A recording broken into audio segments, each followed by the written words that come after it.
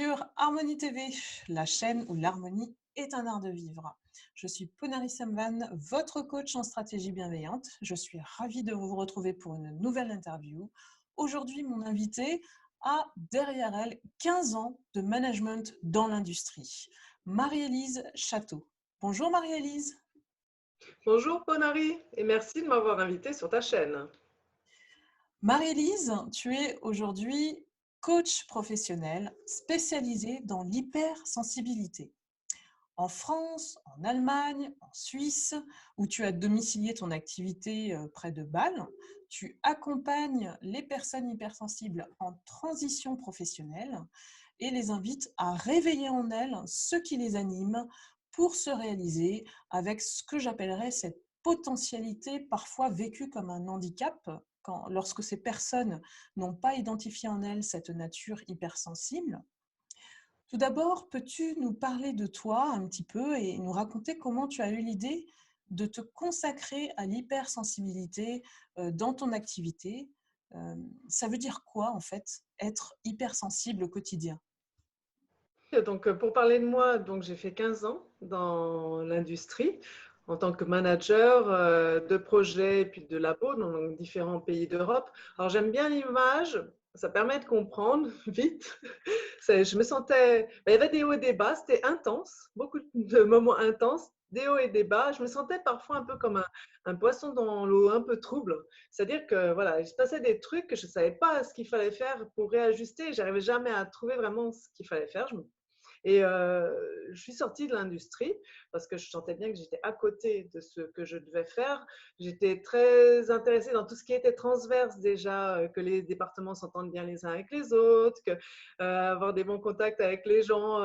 Voilà, ça c'était vraiment mon point fort. Mais des fois, ça ne matchait pas avec ce que les gens voulaient autour de moi. Donc, du coup, je suis sortie et eh bien, c'est en sortant que j'ai découvert le coaching parce que j'avais vraiment la tête dans le guidon et je ne savais même pas ce que c'était le coaching. Et je me suis dit, mais c'est ça en fait que j'aurais cherché pour prendre du recul, avoir cet œil extérieur.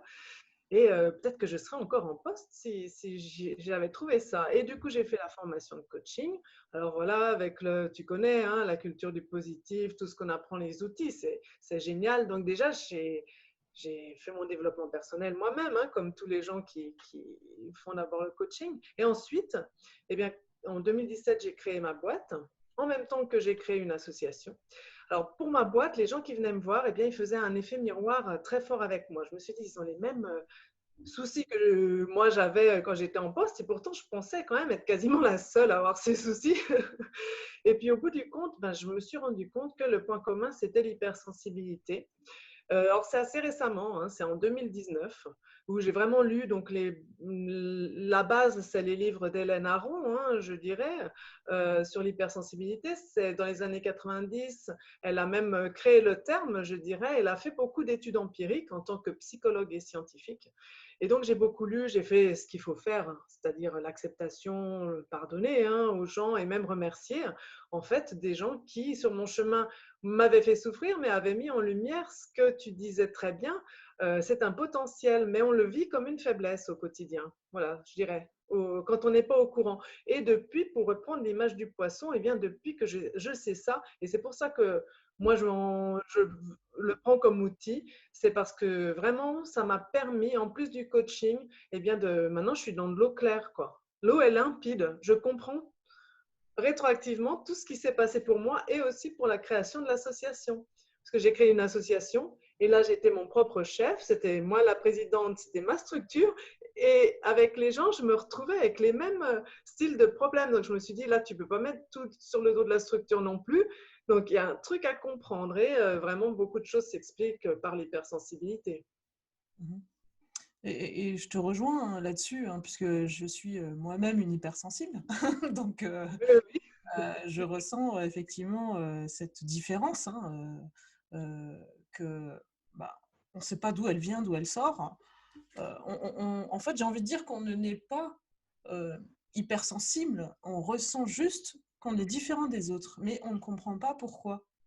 Et on parle aujourd'hui de haut potentiel, de zèbre, d'intelligence émotionnelle exacerbée.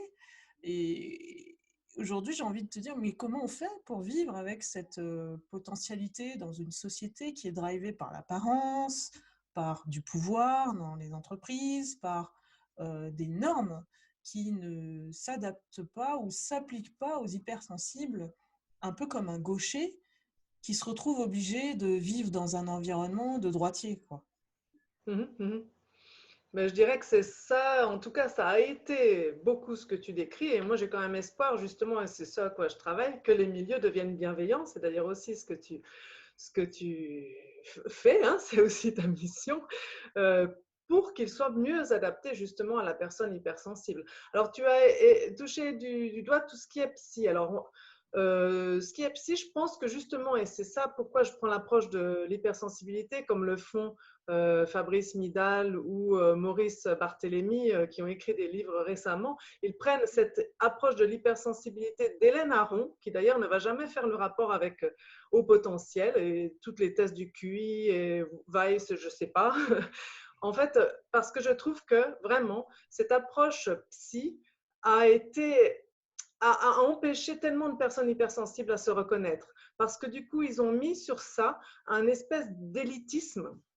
Et la personne hypersensible, en tout cas celle qui m'intéresse, c'est-à-dire celle qui se cogne un peu partout, est dans l'eau trouble et que je peux aider parce qu'elle est sur le chemin que j'ai parcouru moi, eh bien, elle n'est pas attirée par cette étiquette de, de prestige, que certains, la douance, voilà, tout ce qui est la douance, moi je ne suis pas trop attirée par ça. Donc effectivement, c'est pour ça que je vais plutôt vers l'approche de l'hypersensibilité. Après, tu m'avais demandé au quotidien ou non, la dernière question, c'était… En fait, c'était un peu de situer comment on sait qu'on a un hypersensible au quotidien, comment concrètement on se retrouve entre hypersensibles, puisque maintenant il y a même des groupes qui existent hein, autour de de ce concept ou de cette nature, je ne sais pas comment l'appeler, parce que en fait Trait de caractère des fois. En tout cas, c'est voilà, c'est des traits de physiologiquement… caractère. Ok. Ouais, c'est physiologiquement prouvé. C'est quand même une différence au niveau du fonctionnement du cerveau. Hein, les neurosciences le montrent également. Bon, on va dire schématiquement cerveau droit très développé. Par exemple, pour moi, ça, je l'ai montré dans… C'est le seul test que j'ai fait, le HBDI, mais effectivement, le cerveau droit très développé, mais un cerveau gauche quand même aussi un petit peu développé, hein, et pas rien du tout, parce que justement, pour s'adapter à ce monde, on va avoir tendance à développer le côté très cartésien, très ordonné. Hein. Donc, moi, j'ai vraiment ces deux facettes. Hein. Et Tu veux dire que oh, l'hypersensible, il a plutôt une intuition très développée et puis un aspect émotionnel très développé.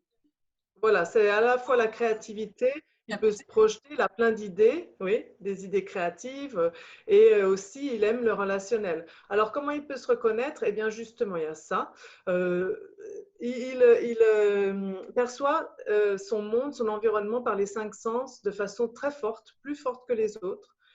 Si bien qu'en général, il y a un sens qui est très développé. Si je prends mon exemple, moi, où c'est vraiment flagrant, flagrant, dans un environnement, j'étais un jour dans un vieux cloître, ou je ne sais plus, en tout cas un bâtiment très ancien, et il avait plu, c'était un printemps, au printemps.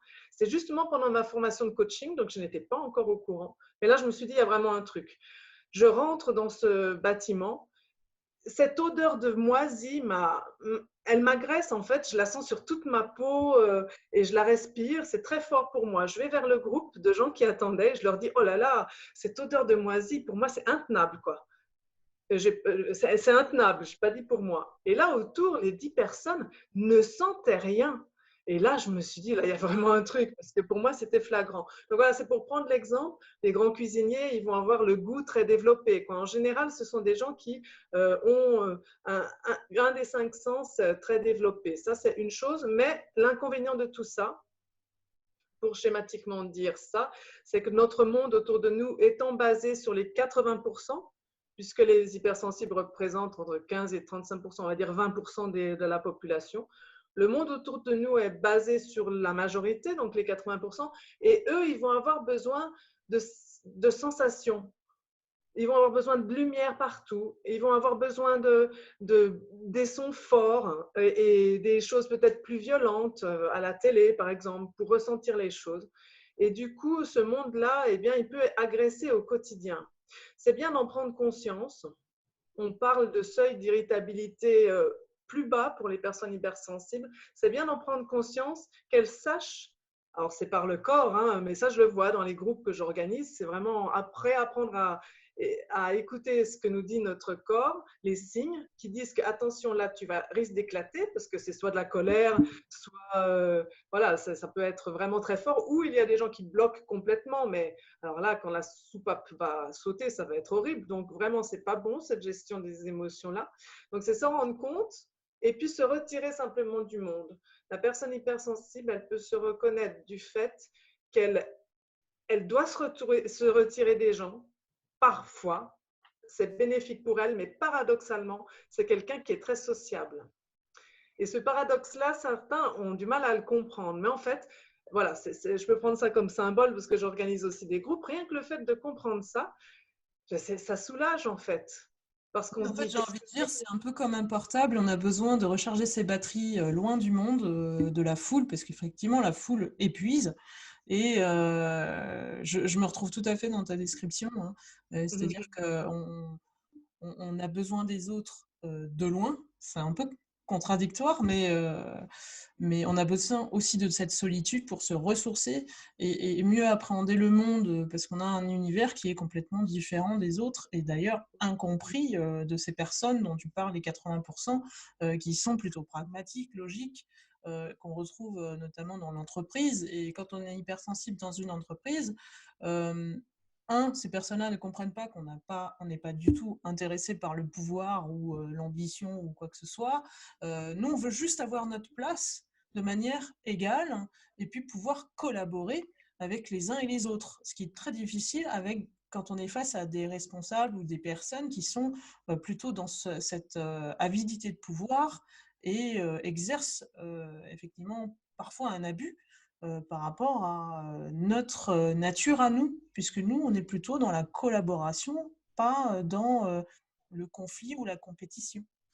oui, tout à fait. Tout à fait, c'est un bon point, hein. Je peux illustrer ce que tu dis, hein.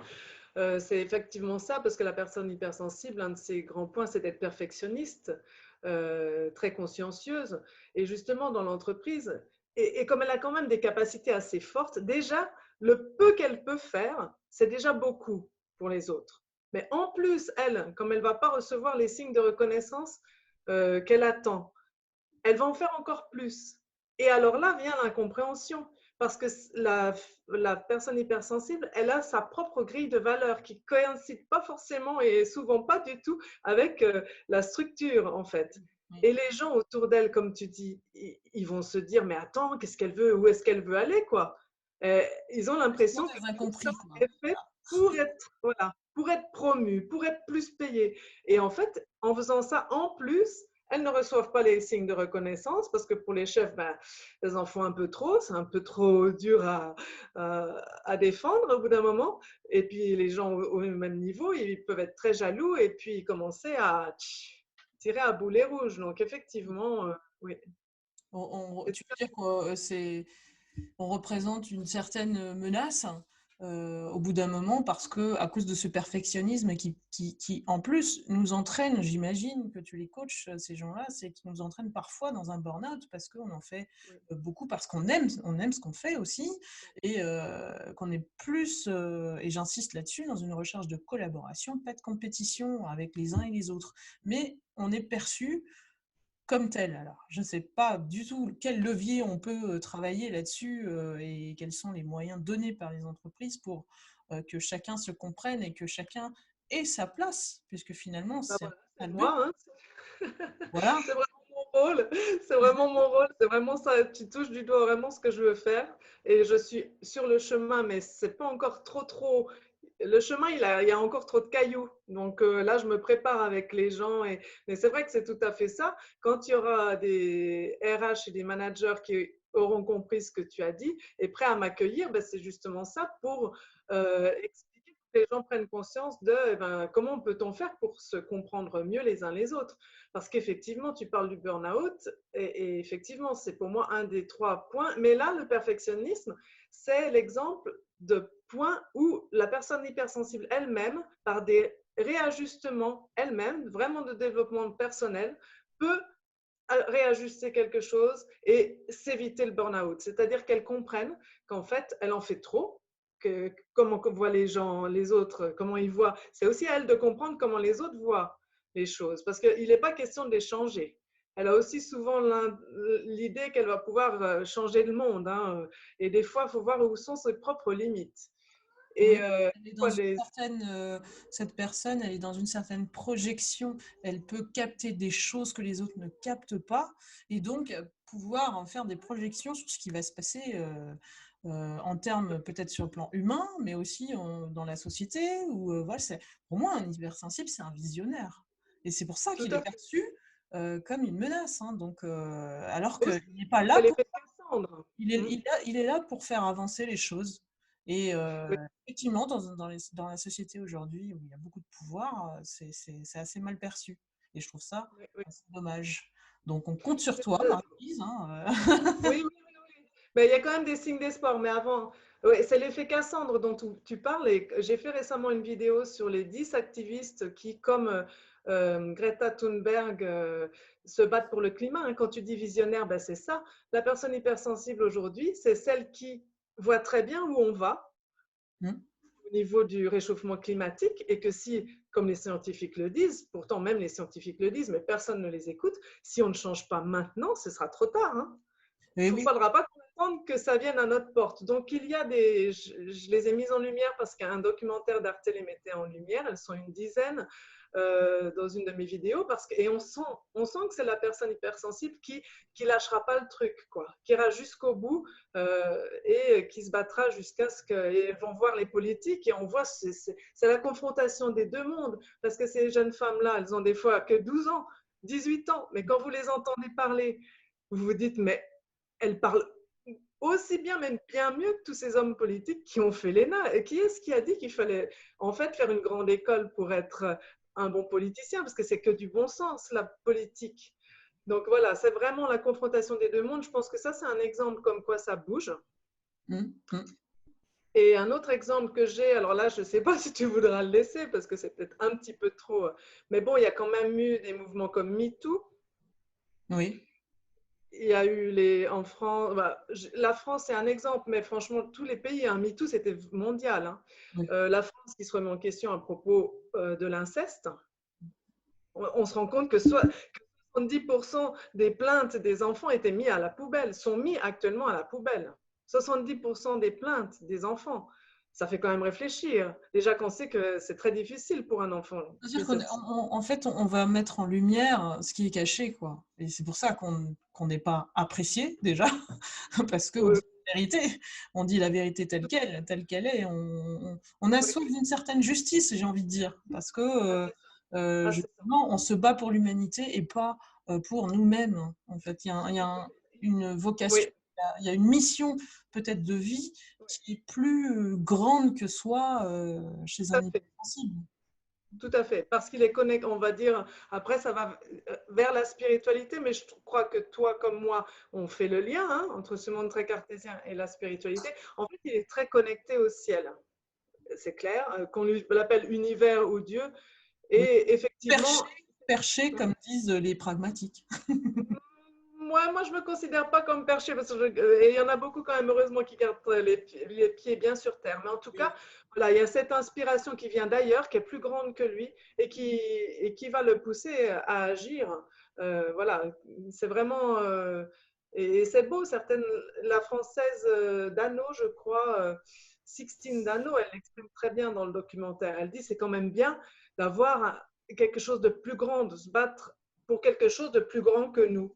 Et vraiment, c'est ça qui va motiver et il ne s'arrêtera pas. Quoi. Et donc, il y a ça, et il y a aussi donc MeToo, l'inceste. Mais alors là, moi, je ne sais pas pour toi, mais j'ai été très, très choquée. Je pense qu'on peut quand même en parler de Sciences Po, hein, comme ce qui se passait à Sciences Po, qui quand même bon, c'est la France, mais les autres pays, je crois que c'est à peu près pareil. On voit qu'il y a la loi du plus fort qui règne dès la formation. Je veux dire, les gens qui sont rentrés dans ces universités, à la base, ils n'étaient pas. Ils ont été formatés par le système lui-même pour, Modèle. ouais, pour dominer le plus faible, femmes, enfants et nature, bien sûr. Tout est lié en fait. Comment peut-on espérer, comme on voit que la COP 25 apparemment a été un... La COP 21, c'était un espoir pour le dérèglement climatique. Tout le monde a dit qu'on allait atteindre un résultat mirobolant. La COP 25 à Madrid, apparemment, c'est la résignation la plus totale, quoi. Rien n'a été fait vraiment pour atteindre ça. Comment peut-on attendre des hommes politiques qui ont été formatés comme ça? Formatés, à la base, l'humain, il n'est pas si mauvais. Bien sûr. Mais Oui. Il y a l'éducation, il y a la formation, le chemin qu'on choisit, les choix qu'on fait. Donc, c'est tout ça, ça nous construit. Et alors, soit ça nous transforme un petit peu, j'ai envie de dire, en robot où on écoute, on est entraîné un peu par les autres, ou l'hypersensible se démarque parce que justement, il ne suit pas la voie des autres, justement. Donc, ça, c'est sûr, un hypersensible dans ces écoles-là, il ne faisait pas long feu. Déjà, là, il était souvent la cible. Si c'est la loi du plus fort, c'est ce que tu oui, dis, hein, les milieux bienveillants. Si c'est des milieux malveillants, c'est la loi du plus fort, la personne hypersensible, elle va souffrir. Et la seule solution qu'elle va avoir, ça va être de partir, hein. Donc, c'est exactement. justement un peu ça qui s'est passé dans les milieux de décision et c'est là où c'est notre, je pense aussi toi, en tout cas moi, ma mission, si on peut parler de mission, c'est de le faire rentrer ou ceux qui y sont toujours éviter qu'ils partent par ces prises de conscience de part et d'autre. Parce que voilà, il y a aussi, on ne va pas lui mettre quand même qu'une auréole sur la tête, la personne hypersensible peut aussi des fois faire souffrir son environnement hein, parce qu'elle va pas vouloir déroger du tout à des valeurs. Il peut y avoir des conflits entre hypersensibles eux-mêmes, même très souvent, parce que chacun, ils n'ont pas tout à fait les mêmes grilles de valeurs, mais chacun veut rester sur ses positions, parce que c'est le propre même de l'hypersensible. Donc, s'ils ne font pas des efforts pour trouver un arrangement, et souvent il y a du non-dit, des incompréhensions. Donc, on va remettre, il y a besoin de tout pour ce monde, parce qu'en fait, les autres personnes, Parce elles, on est simplement des êtres humains. Hein. Donc, oui, avec voilà, nos les autres qualités, nos personnes défauts, voilà. beaucoup sont très sensibles aussi et elles sont reposantes, elles vont passer plus facilement à l'action, elles vont se prendre moins la tête. Voilà, donc on a besoin d'elles. La personne hypersensible, elle montre, comme tu dis, visionnaire et elle va montrer l'exemple. Il faut qu'elle soit suivie par c'est au moins 30% de gens très sensibles, mais pas hypersensibles, pour être une majorité, pour arriver à des basculements. Et je pense que c'est quand même ça qui se passe. Quand on parle là, quand c'est mis en lumière, là, tout ça, parce que ça fait quand même des décennies, voire des siècles. On tend justement à aller vers un monde plus collectif que individuel. Donc là, la loi du plus fort, comme tu dis, n'aura plus lieu d'être dans, je ne sais pas, X années. Là, Ouais. je parle dans mes ressentis à moi, c'est-à-dire dans Mhm. ce que je ressens en termes d'énergie Oui, oui, oui. qui habite les Oui, gens, en fait. oui, parce qu'il y a la Terre qui vibre aussi plus haut, hein, si on va dans Voilà, les un énergies, mais taux ça, c'est mon... vibratoire qui nous élève forcément, chacun à notre niveau, puisque on est tous Oui. pareils en tant qu'être humain, mais on n'est pas pareil dans le sens de niveau de conscience, de développement personnel. Et Voilà, chacun mais là, doit il y a faire une son montée. chemin. Mm, mm.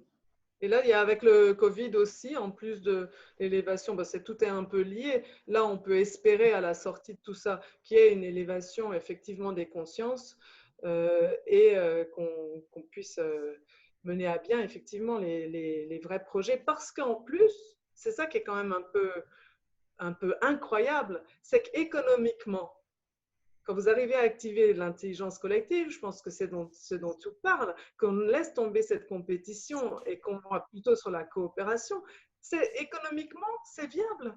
Bien sûr, ça va être beaucoup mieux vécu, moins de guerres, moins de, moins de conflits. Et euh, voilà, les gens sont plus heureux et du coup, ils travaillent mieux aussi. bien Donc, sûr. économiquement, c'est viable. Alors, il y a cette... En fait, on est un peu enlisés dans des croyances vraiment collectives, qu'il faut être meilleur que l'autre. En fait, on n'est pas dans l'abondance encore, c'est ça, hein. Non, C'est l'abondance. je suis assez d'accord avec toi. Et Mm. pour revenir à l'hypersensibilité, quel conseil tu donnerais à ces personnes comment ça se passe une séance avec toi? Alors, avec une séance avec moi, disons que maintenant que j'ai bien compris tout ça, eh bien, ça permet de prendre des raccourcis, en fait, de ce que je faisais avant.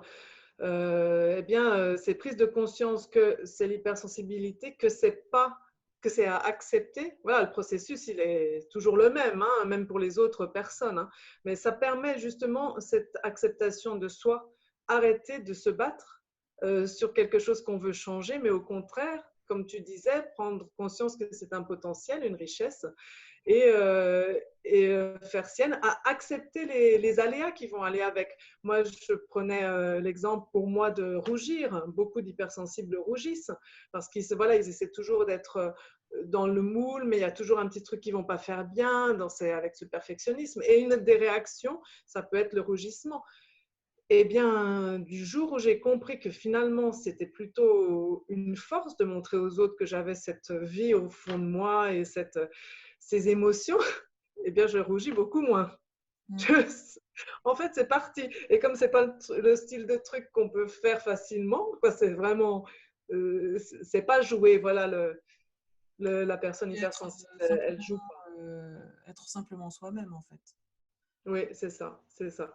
Et bien sûr que, en fait, sur son chemin, beaucoup de personnes, et moi je me vois un peu comme un accélérateur, parce que la personne hypersensible, elle va finir par s'épanouir de toute façon, mais c'est dit aussi dans les livres, vers les 45 ans, 40-50 ans, elle va trouver, parce que le temps a passé, les expériences sont passées, elle a commencé à elle s'enlève son masque social, en fait. Mmh. Mmh. Elle s'est libérée grâce à l'expérience et au temps de son masque social. Mais par contre, ce que je voudrais dire, c'est quand même dommage d'attendre tout ça. Et je pense que là, on est à un moment charnière où les jeunes, ce serait pas bon qu'ils attendent tout ça parce qu'on a besoin d'eux en bonne santé maintenant. Et le problème, c'est qu'on voit, là, moi, j'ai vraiment mal au cœur de voir la situation des étudiants parce que j'entends 20% qui parlent vraiment très négativement, qui sont dans une détresse, une angoisse existentielle qui est complètement normale chez la personne hypersensible. Je pense que ceux qui vont le plus mal de nos étudiants, ce sont des personnes hypersensibles. Et là, je me sens un peu impuissante. J'ai essayé, mais c'est peut-être trop tôt pour eux et les universités font barrière. Mais c'est vraiment dommage. Si seulement quelqu'un leur disait, ben, c'est ça, en fait, Mmh. tu as une richesse en toi, là, tu la vis très difficilement, là, tu te fais du souci parce que tu as l'impression que ton avenir est foutu si ton année est foutue, mais en fait, c'est pas ça la vie. C'est ça, leur redonner espoir et faire qu'ils ne nous échappent pas, parce que le monde a besoin d'eux. Bien sûr, oui. Eh ben, Et c'est écoute, vraiment dommage que… on va compter sur toi en porte-parole, Et surtout, pour et leader ces jeunes, sur le bon chemin. écoute, mais c'est très difficile, je suis déconnectée d'eux. Moi, j'ai des filles, mais elles ont que 10 et 12 ans, si bien que c'est vraiment une tranche de la population avec laquelle, pour l'instant, je n'ai aucun contact et j'ai essayé, mais c'est pas évident parce que la- l'hypersensibilité est encore vue comme une faiblesse. Donc, on veut pas être faible. Quand on est étudiant, qu'on est jeune, on veut être dans le moule et bien vu et c'est tout à fait normal. Donc, il va falloir Je attendre pense quand qu'au même. niveau de leur croissance personnelle, ils ne sont pas du tout dans cette approche. Je te rejoins assez dans l'âge environnant où on se découvre complètement, c'est 40, 45 ans, 50, et là, on booste tout dans la joie de vivre, hein. Moi, c'est ce que je fais Oui, aujourd'hui. Euh, tout à fait. Oui, oui, t'en es Finalement, le but de un la bon vie, c'est de vivre simplement et bien, hein. Et de partager les choses en communauté et ne plus être dans l'égoïsme personnifié qu'on rencontre parfois sur notre chemin et qui nous ont fait souffrir. Parce que l'hypersensible, il est très sensible justement à cette douleur subie comme une injustice. Donc, et je pense qu'on a besoin de faire du chemin collectivement pour comprendre ce trait de caractère, cette exemple. nature qui a besoin d'être accompagnée, guidée, tout simplement. Mhm. Oui, tout à fait, tout à fait. Et voir ça vraiment comme, comme tu dis, un potentiel. Voilà, hein, c'est les gens de, en fait, c'est les gens de lumière qui sont du coup, ouais, connectés. Ça fait peut-être un peu trop, mais voilà. Voilà, c'est à la fois beau, c'est à la fois puissant, mais c'est à la fois ça se retourne, ça peut se retourner contre eux. Donc c'est voilà, vraiment essayer d'enlever à la personne hypersensible ces artefacts, ces effets secondaires en fait, qu'elle Oui, apprenne à vivre j'ai avec. envie de dire par expérience, et puis bon, moi, je coach pas mal aussi, c'est qu'il y a un trait commun aussi dans l'inverse, c'est-à-dire que si on aide trop, il faut aller chercher à moins aider. Si on s'engage trop, il faut chercher à se désengager de certaines choses, Tout à d'être fait. plus centré vers soi et d'économiser son énergie. Et c'est ce que je dis toujours, si comme une batterie de portable. À un moment donné, ben, on sature et puis on n'a plus d'énergie et on se ressource et on s'isole. Donc, à un moment Ça, donné, c'est, il faut trouver et ce ça arrive point souvent. d'équilibre, hein, voilà, pour vivre correctement en tant qu'hypersensible et puis savoir où mettre son énergie, où mettre ses intentions pour se réaliser.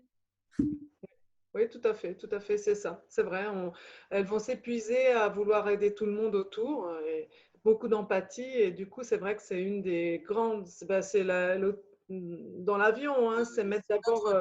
Talon d'Achille. Comme- Oui, oui, et c'est vrai, oui. Et j'aime bien l'image de l'hôtesse de l'air qui nous dit d'abord mettre son masque sur soi. C'est vraiment ça. Si on doit d'abord mettre Se son protéger masque sur d'abord. soi en tant qu'adulte pour assister les enfants. Si elle veut jouer son rôle de mettre au service du monde autour d'elle ce cadeau de l'hypersensibilité, elle a besoin d'être en forme et en énergie. Donc effectivement, elle ne peut pas aider tout le monde. Elle doit d'abord se recentrer sur elle et prendre soin d'elle. Tout à fait. Mm. Bah, écoute, Marie-Lise, c'était une interview très très riche. Pour moi, j'ai eu plaisir à avoir ce dialogue avec Mais toi. moi aussi, je pense J'espère qu'on est qu'on va vraiment pouvoir homologues, hein. changer le monde avec cette. Et j'exagère exprès parce que moi, j'aime bien faire dans l'extra, quoi. Et, euh, et pour conclure, j'ai envie de te poser la question comme tous mes invités. Si je te dis l'harmonie est un art de vivre, qu'est-ce que cela t'inspire? Bah, ça m'inspire tout ce qu'on a dit avant, parce qu'on va aller vers des milieux bienveillants, tout simplement, c'est ça. Ça m'inspire l'intelligence collective, l'harmonie, limiter au plus possible les frictions, même si, bah voilà, des fois, on a pris l'habitude de s'en nourrir, presque des petits, comme les gossips et tout ça, mais c'est contre-productif pour tout le monde au bout du compte, même pour ceux qui, voilà. Je pense qu'on va réaliser que c'est l'harmonie et que c'est efficace. C'est ça, c'est vers ça qu'il faut aller, quoi, vers les milieux bienveillants. Mm. Tout Et à tout fait. ce que tu fais. Donc toi, c'est une autre approche, mais je pense qu'on est très homologues. Les gens que tu attires sont aussi des hypersensibles, très sûrement. Je pense qu'on a tous des parcours et des supports différents et tout ça se complète en fait au final. Oui, tout à fait. Oui. Et c'est ça que je trouve formidable parce que chacun a sa pierre à l'édifice à apporter au monde. Donc consacrons-nous à nos énergies à ce qui est bon pour nous, quoi. Mhm. Et plus regarder faire de la résistance par rapport au changement, par rapport euh, à tant de choses qui nous contrarient, quoi. Allons vers le sens du vent, quoi. Voilà, c'est ça, oui, c'est ça. Là, allons vers l'harmonie et ben, tout bonnement le bon sens, en fait, souvent. Oui, c'est du bon sens, je suis d'accord. Bah, merci beaucoup, Élise. Je vous invite, les personnes qui regardaient la vidéo hein, et les abonnés, à retrouver Marie-Élise et de suivre son actualité sur son site www.chateau-coaching.fr. Vous trouverez les liens sur les réseaux sociaux de Marie-Élise également dans la description de la vidéo. Et puis, inscrivez-vous au prochain atelier qui aura lieu le 7 avril pour mieux vivre son hypersensibilité. Je remercie tous ceux qui nous ont suivis et vous retrouve bientôt sur Harmonie TV. N'hésitez pas à vous abonner sur mon site www.ponarisamvan.fr pour les vidéos bonus. Au revoir Marie-Élise. Au revoir, Ponari, merci. Au revoir à tout le monde.